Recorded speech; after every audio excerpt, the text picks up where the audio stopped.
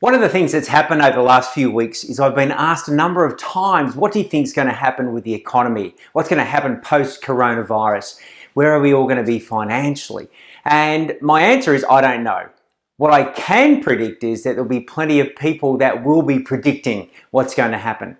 And I've had everything from we're going to face one of the worst recessions, maybe one of the greatest depressions that the country's ever had, right through to polar opposites where the country's going to rebound really well. The stimuluses that we've been given as business owners are going to really support us. There's other packages that are in the pipelines as well. So the reality is wasting time and energy trying to predict could be completely a waste of time. And in fact, the people who will predict, we know that probably half will get it right and half will get it wrong. So my recommendation is you don't listen too much to what people think, but what we can do is we can prepare. So rather than trying to predict, let's look at preparation. And if you've been following on the protect and prepare theme that we've had over the last 3 months, I know your business will be well ahead of many others who've gone through the challenges over the weeks past. So what we've done is we put together a little bit of a three-pronged approach, because where to from here? Let's face it, half of 2020 is just about complete. We've got 6 months to go through till 2021. It has probably been one of the fastest years that people have experienced time-wise. So let's look at some simple things to allow us to maybe slow down just a little bit before we reset and we refocus on what's next for you and for your business. So this three-pronged approach starts with, first and foremost, some rest. Some rest and ability to renew. You know, as a business owner, you've probably had to make more business decisions around areas that you haven't been able to either control or influence, in areas that you've never experienced before. And what I've recognized is that business owners underestimate the toll it takes on them mentally and emotionally, and then everything tends to show up physically. So any physical ailments are usually a reflection of what's going on internally as well. It's been said before, how do you boil a frog without it knowing? Well, you put it in a pot of cold water and gradually raise the temperature, and then all of a sudden it'll boil itself to death. But if you put it straight into the boiling water, it'll jump straight out.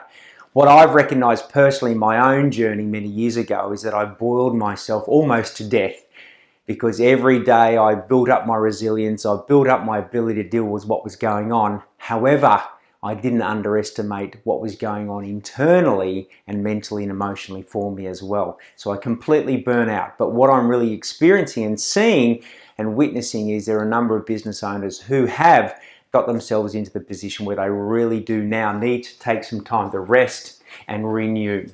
And, you know, coming up to school holidays, maybe this is a perfect time if you have family to take time away from the business, to look at ways to value yourself as an individual by resting versus how much you accomplish and get done in a day. So that's the first step. The hardest one probably for a lot of us to do is to actually stop, allow us to rest and renew. But by doing that, it allows us to come back and look at this next phase, which is about reviewing and reflecting on the last 3 to 6 months. And this stage is where we can ask ourselves some questions. What worked? What did we do really well? What wins did we have as a business? What didn't go so well? Where did we miss the mark? Most importantly, what lessons did we learn? What new ways of doing things and behaving and operating our business showed up? And what showed up maybe in myself as a business owner, in our team, in our customers, in our clients? Are there areas of the business that we don't really want to go back to in the future? Or possibly these areas that we've explored that we've never gone down that path before that have really shone a new light on the way we can do things in our business. So that's our review and reflect. So take time with the people who matter most in your business and in your life to look back and really pull it all apart. And I think you'd be amazed at what actually comes up. And then we can go over to step number 3, which is about reset and recreate. Now, there's a little segue though, and Simon, one of our coaches, is big on routine and rituals, and he has a great phrase that says routine and your rituals will equal your results. So part of reviewing and reflecting and moving into the reset and recreate is looking at, as a business owner, what are your personal rituals? What are the things that you know that keep you in optimal state of flow? Being able to create and make great decisions, interact with your customers and your team, where your energy levels are high and mentally you are clear. Now, for some of you, that's your exercise routine. Some of it's a meditation or mindfulness practice that you may have. Some sort of thing that allows you to have your own time in your own space, so that when you show up for others, you're in the best possible state of mind and well-being as well. So reflect on what that could be for yourself.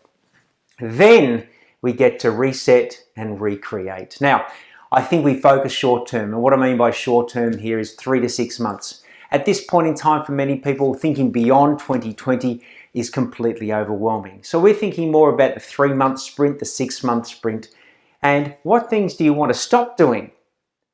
What things do you want to keep doing? What things do you want to start doing in your business? And maybe in your personal life as well. If you've worked differently over these last 3 months, maybe you've seen some opportunities to work and balance with your family and your time at home a little bit differently that have worked exceptionally well.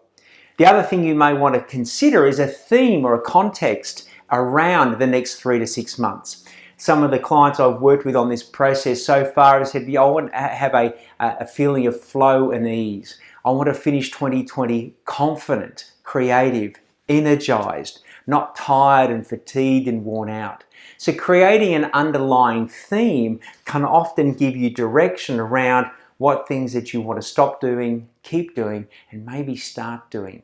So remember, the last 3 months has given us the opportunity as business owners to completely change the way we've interacted, created, and worked with our clients and with our team. Are you using that as an opportunity too?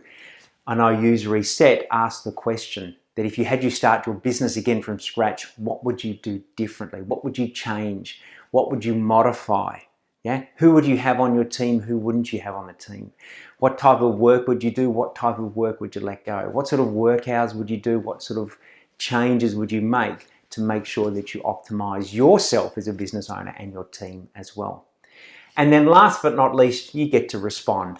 So obviously, working with us at ProTrade, we talk about creating the whole of your reality. You get to choose that, you get to create that, and you get to respond. And first and foremost, but it's not about what you do, it's who you be. It's how you're going to show up. Who you are being with your team, with yourself, with your customers, with your family. It's how you show up. Well, then that would lead you into the action that you need to take and have is the result at the end of the day. So who are you going to be?